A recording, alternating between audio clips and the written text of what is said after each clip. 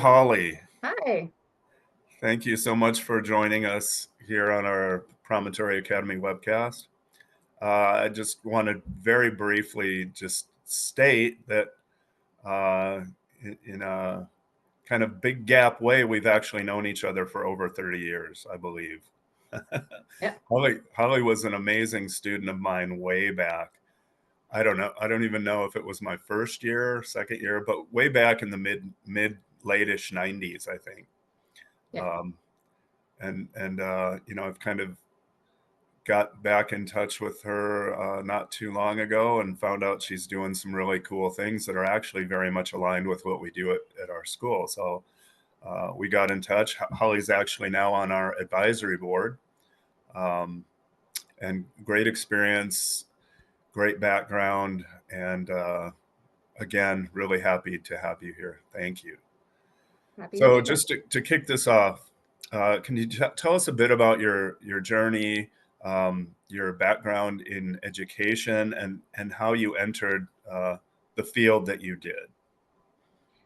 Well, where I actually met you was Korea. So I grew up Yeah. overseas, and that had a lot to do in shaping how I see myself in this world, which is as a global citizen. So I always knew that I wanted to work internationally. Also, as a young kid, my parents made me do a lot of service projects, and I didn't really like that in the very beginning. But I'm grateful they did because that did instill a desire to live my life in service of others, starting from a young age. And then as I got older, I went to college. I still tried to do a lot of volunteer work. And after graduating, I realized there was a way to actually get paid while doing the type of work that I liked. So I got into working on a couple of projects in the Dominican Republic, in Kenya, starting off very small without having a lot of experience and hardly getting paid anything. And then I came back to DC and I worked for USAID. And then after that, I got a master's degree actually late in life. I was 30. I was in my 30s. I was in my early 30s when I went to grad school. I was the only one in my 30s. Everybody else was in their 20s, but I'm actually happy that I did it that way because I knew more who I was and what I wanted to do. And then I continued my career on from there. I worked both on the government side at USAID. I worked for a nonprofit called CNFA, and I was able to do lots of field work in lots of really cool places, meet a lot of really amazing people, be a part of all these different cultures. And I hope to continue to do that for the next 30 years. I hope so too. The world's changing and it needs people like you. And yes, it was Korea where we met in Seoul. Uh, you were a sixth grade student, and just to piggyback on your thing about the masters, I also was a late masters person. Um, I think I was 32. Um, so yeah, there's no worries. I always admire people who aren't afraid to go and do what they want and need to do, no matter what age they're at. Okay, so you've been in several countries: Zimbabwe, Madagascar, Democratic Republic of Congo. What have been some of your most impactful experiences in your field? I have had a lot, both positive and negative. So I'll give a quick example of both. Yeah. One memory that I always think about and motivates me to do this type of work was in Madagascar. We were conducting some interviews and we were doing a focus group discussion with a group of young mothers. And there was this one young mother that was sitting on the ground with her baby, 1.5 or 2 years old, maybe, but half the size that she should have been. And I just remember her being so still. Like she wasn't, I have children, I have three, and they're fidgety and they don't stop moving ever. And it drives me crazy. But this baby was just so still and just sitting there, hardly looking around, not doing anything. And I remember a fly came and landed on her and she didn't have any energy to even swat the fly away. So It's a really specific memory, but it's one that I think about often as a reminder that people have vastly different things in other settings, and it motivates me to want to contribute or dedicate my life to increasing food security in these settings. That's that's kind of profoundly sad. So a positive memory that I have, or experience that I have, was somewhat recently in Zimbabwe. Part of the work that we were doing was to increase access to clean water through natural resource management, building up the infrastructure needed for that. And one of the projects, or one of the activities that we did, was drilling boreholes and installing the pumps needed to operate those boreholes. And during one field visit, they finalized one. It's a long process, but they finished it by putting this final cap on the top of it, and they celebrated it by opening it, and water just went everywhere. It just came spurting out from the ground, and it was raining down like just hard rain, which is something that doesn't come by often in that area. And everybody was singing and dancing in the water with like their feet getting muddy in the puddles, and it was just a really beautiful moment for these people to have access to water, something that we take for granted every time we go to the kitchen or the bathroom. Mhm. So that's a happy memory that I have. Yeah.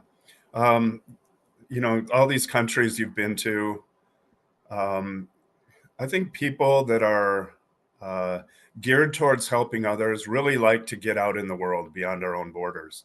Um, I've been to, well, Korea, Myanmar, Kazakhstan, Republic of Georgia, and then visited many, many others. But those are places I actually worked in education, starting a couple schools and things like that. I think it's so important for people, um, and your experiences are a testament to that, to getting out there and seeing what this world really is, really is like beyond our borders. I think it's extremely important for people to be able to do that, if at all possible. I had to look up this acronym, Holly. It's MEL. As an MEL specialist, what does a typical workday look like for you? And that MEL is monitoring, evaluation, and learning specialist.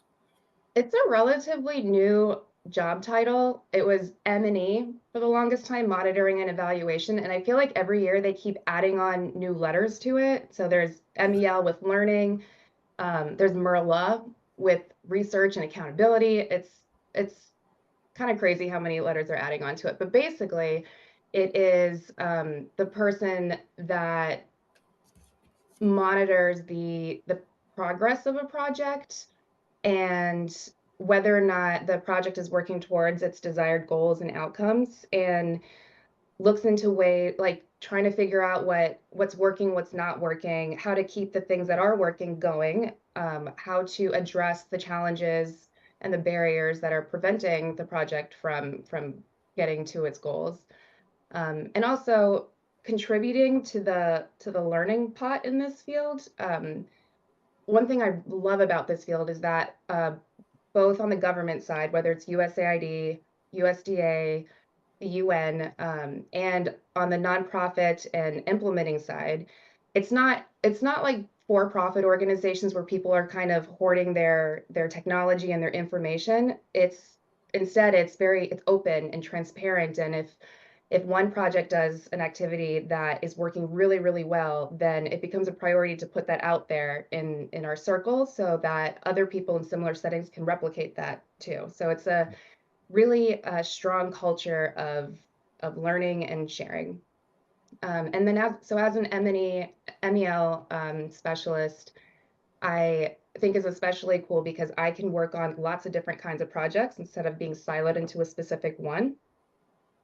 And so typically what I would do, so I'm going to speak to my most recent experience, which was a food security project.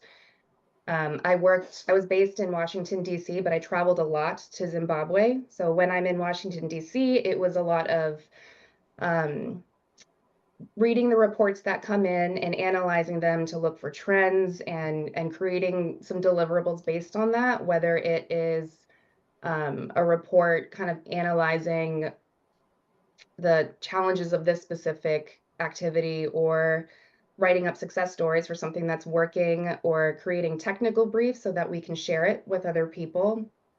I was part of project management, so lots of meetings and administrative work with that. And then a lot of capacity building also. So my most of my experience with education is more adult learning. So I would work with a lot of people to create learning events and workshops and webinars on increasing their capacity for a variety of skills. For example, writing, communication, how to make an infographic, things like that. And then my field work would be similar types of stuff with the field staff, the project field staff, but we also went out into the field a lot where we would conduct interviews. We would visit all the field sites, take lots of photos, interview certain participants to just hear what their story is and how their lives have been impacted either positively or negatively from the project. Sometimes it's a very specific type of study where we're going out specifically to these different like irrigation projects to see if we can notice any trends between all the different farmers and how they're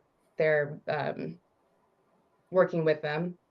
Um, yeah, so an awesome combination of field work and in-office work, both DC and Zimbabwe. It takes me all over the place, which Yeah, is why being a male specialist is super cool. yeah. Definitely a lot of multitasking. Oh yeah. And it sounds, I like that you use the word silos or siloed because we use that in our program a lot. We don't believe in silos. We believe that the real world is very interconnected and interdisciplinary. So we teach that way. Um, and Yeah, multitasking. And it sounds to me like you probably need to have some acuity in all those core subject areas to do your job well. You need to know a little bit of math, some science, at least to oversee projects and what other people are doing and that they're doing it well. So that's cool, and that definitely speaks to me as an educator uh, and what we do at our school. So you talked a little bit about your college background. You know, the world's changing so quickly. Needs, challenges, and solutions are changing rapidly. For students that might be interested in going into these sort of international development challenges and solutions, sustainability types of field, what college majors would you recommend, at least today? It may change a few years from now, but what's always going to be good? Um, I think there's kind of two educational approaches to working in this field. One is more as a generalist, and the other as a technical specialist, because there's opportunity for any kind of technical area. If you focus your entire education on agriculture or natural resource management or climate justice, gender, anything, any kind of technical area, there's a place for you in international development. Then the other route, the route that I took, which I would do again if I could, was I got a degree in history, which at the time my parents judged me for because what kind of job can you get with history? Um, but I think having at least like a good chunk of your courses based on history and international relations is essential no matter what route you take, because it gives you that perspective, global perspective. Like you said earlier, the world is a complicated place and intertwined, and it's a complicated system where everything is connected to one another. And studying the history of where we were and how we got to where we are today, and histories of different regions and how they're different, and understanding that it's very different in different places, is important to have that perspective, a larger perspective of the world, to figure out kind of how you want to fit into it with whatever skill set that you have. Also, reading and writing is not something that I guess all children would want to do, but it's so important. And I'm so glad that I took a lot of classes in that, and even classes that aren't. I had a lot of history teachers that forced me to write in a really concise, technical way, and it's one of the most useful skills that I got out of college, because doing all the cool work is awesome, but you also need to communicate that to others, and doing so in a really quick, efficient way is a very valuable and honestly marketable skill to have. So that's Yeah. another essential thing, I think. Yeah, I agree. I think face-to-face human communication can never be replaced. AI is coming on strong, and it has its place. We're advocates of its use for certain circumstances, but that face-to-face, especially once you get out there in the international, the larger world where people aren't as familiar with tech as we are, that face-to-face is very important. And I think in addition to those things, I think having a nice smile on your face when you're working with people anywhere can take you very far. So practice those smiles, kids. Um, so your work ties directly into this sustainable development goals, at least several of them. Can you highlight some of the ways your projects have contributed to SDG progress? All the projects I've worked on, my entire career basically is very closely aligned to most of the sustainable development goals. I actually had a hard time picking which ones that resonated the most. But a couple of the ones that I mentioned, the first two, sustainably addressing poverty and food insecurity, are I think the biggest cornerstones of the types of projects that I work on. And there are several others that we call cross-cutting activities. So there's one on maternal child health and nutrition, one on water, sanitation, and hygiene, which is what we call WASH. There's a never-ending amount of acronyms in this field, if you haven't figured that out by now. There's a goal on economic development, one on natural resource management. I have been fortunate that the projects that I've worked on are what we call multi-sectoral, where you have your overarching goal is about eradicating poverty, reducing poverty, and increasing food security.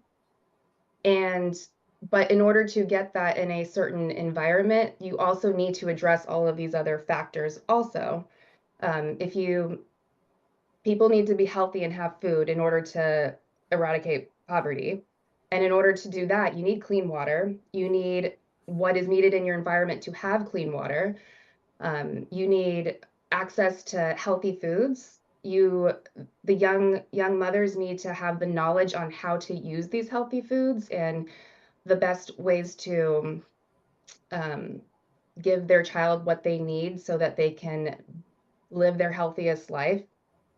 Having the skills and abilities and the opportunities to have a productive livelihood, because for a community to thrive, you there are so many challenges and barriers that they have that other communities don't, and you can't just work on one, because then you won't get to the goal, that the desired outcome, with only working on that one siloed challenge. There's a whole bunch of them, and everything kind of needs to be worked on together in order to get to where you want to be. So I I find it very fulfilling, and it's very interesting to me to be able to work on all these different technical areas that all kind of contribute to the same goal, which is to reduce food insecurity and poverty.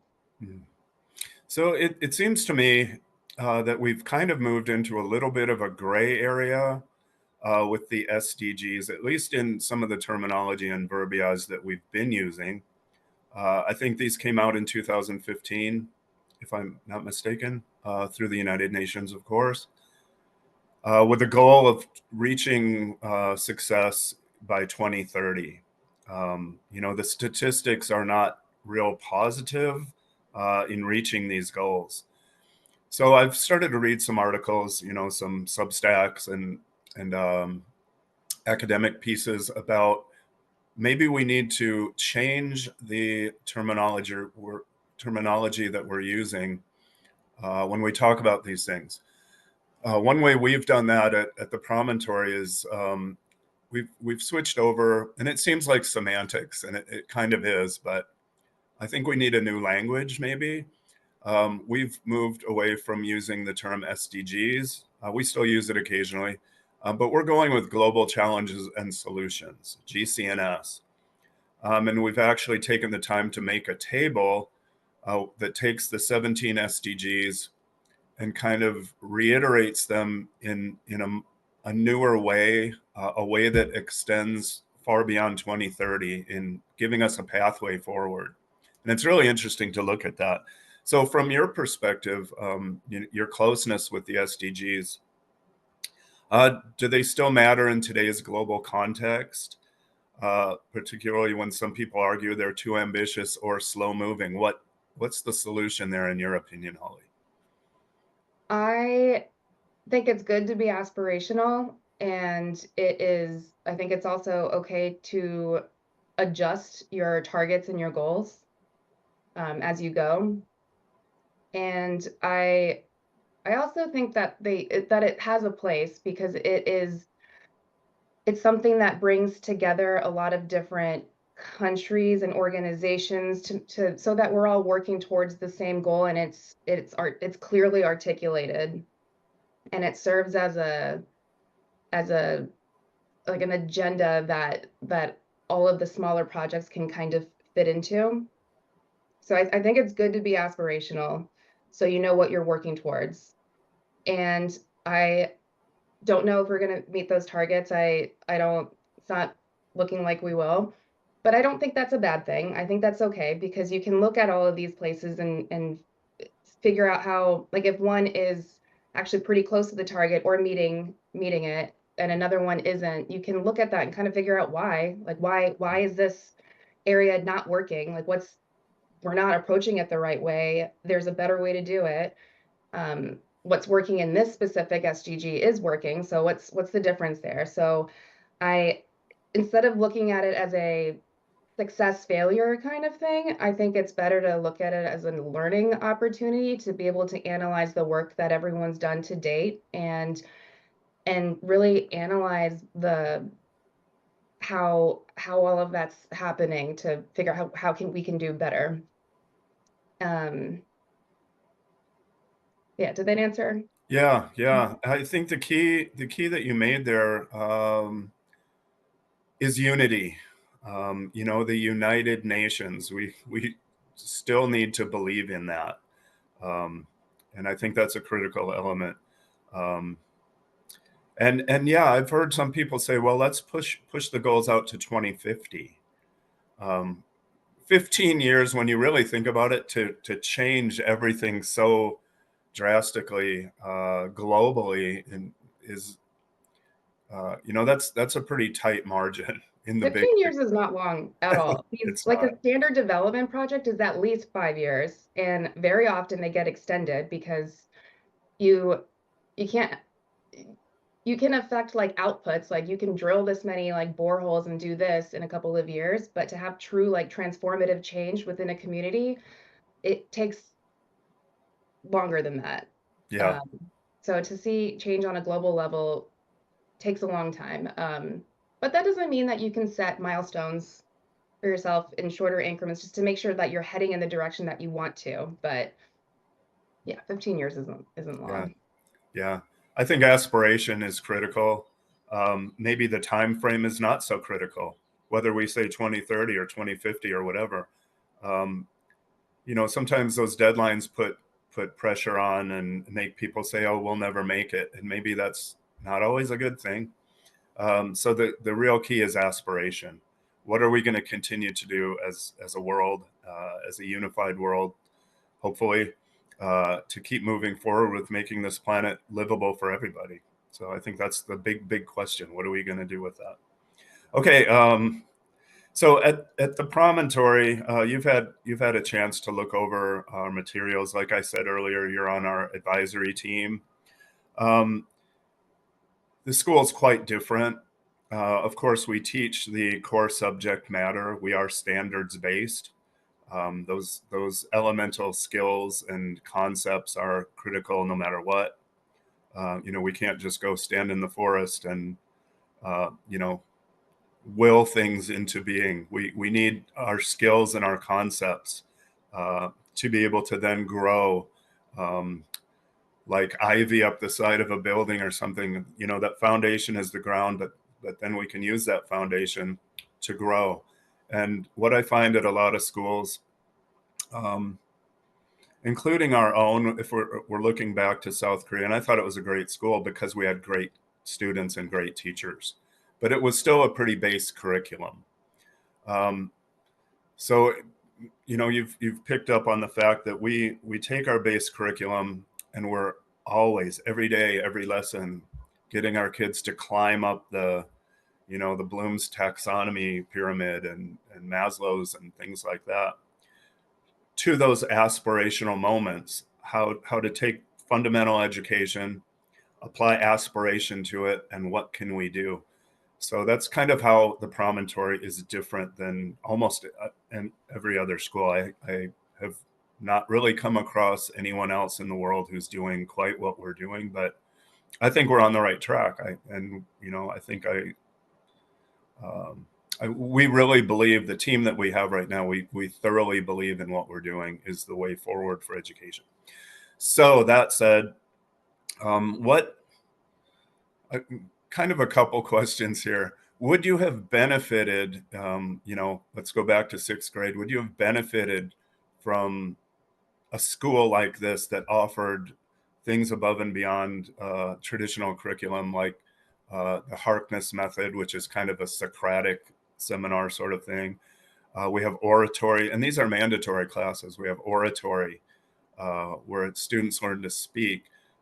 We have them do a presentation, a full curriculum presentation every 6 weeks based on what they learned in that 6 week module. And a lot of aspiration and application to things above and beyond the school, things that the students can look forward to and start thinking about. Would you have, would that type of school have benefited you in some way in finding a direction maybe earlier on, or? Absolutely. Yeah, I would have killed for a school like this when I was younger, and for my children right now. I think it's so important to care about what you're learning, and it can be hard to care when there's no meaning behind it or no context. Just learning about the math and science and reading without having a sense of purpose behind it. So I think tying part one, like tying this type of learning to a more like global mindset, because if you care about something, you're going to learn about it more. Like you'll remember it more. It'll stay in your head because it means something to you. And also the different methods of learning are like, I feel like this is pretty like well accepted now, where doing something, like you'll learn something more by doing it instead of just listening to it and absorbing it and then doing a multiple choice test to you're just memorizing facts. I don't remember anything from school that I learned in that way, like nothing. But everything that I do learn, I remember doing things. I remember like picking a project that I feel passionately about and learning what I could about it and how and communicating that to my classes and my teachers. So that's the doing is what I remember. And I know grad school is different than early education, but I found it incredibly rewarding, and I can see there's no reason why younger kids can't learn in the same way. So in grad school, we didn't have a teacher that lectured us. We had a topic, and we all kind of collectively set out to learn about this topic and talk about it together and disagree on a lot of things and share different viewpoints and come out of that wiser with more insights, not just on whatever topic that is, but the ability to communicate with other people on whatever it is that you're learning. I think approaching education in this way not only leaves them well positioned to seek out careers that they want, but also to create lifelong learners so that they always are curious and they always want to learn more. And not only that, but knowing how to learn more. Like how do you seek out new information? How do you debate with other people? How do you recognize that you might have been wrong about something and what you can learn from other people and understanding that they have different perspectives than you. So past like a standard curriculum, but the process in which how you learn is incredibly important to how you will continue to learn as an adult, which everyone should be continuing to learn as an adult. That's how we grow and stay really excited about our careers and what we're doing. Yeah. Yeah. At age 63, I'm still learning all the time and I love it. Um, I learned so much from my network on LinkedIn and through getting back in touch with people like you who are doing such cool things. And yeah, we're all different, of course, but without learning new things, I'm not quite sure what's out there. I don't want to go sit in my screened-in porch and sip tea and look at the woods. I mean, I do, but at the same time, I want to be listening to a nice audio book, on wildlife preservation or something. I want to keep learning. So yeah, very important. Um, Holly, you've provided so much insight, and I feel elevated after just listening to you talk about your career and your academic background and stuff. So thank you for that. That's a good start to the Wednesday. And let's do this again sometime. Let's once we get further down the road with the Promontory project, let's get together. I look forward to having you on with our students as a guest speaker sometime to talk directly to them. So again, good luck with what you're doing right now, and I appreciate you. I really do. Thank you for having me. In times like this especially, it feels very refreshing to be able to talk about something that I feel very deeply for. So thank you for that opportunity. I agree, and thank you. We'll be in touch, Holly. All right, Yep. Take care of yourself. you too. Bye bye. Bye bye.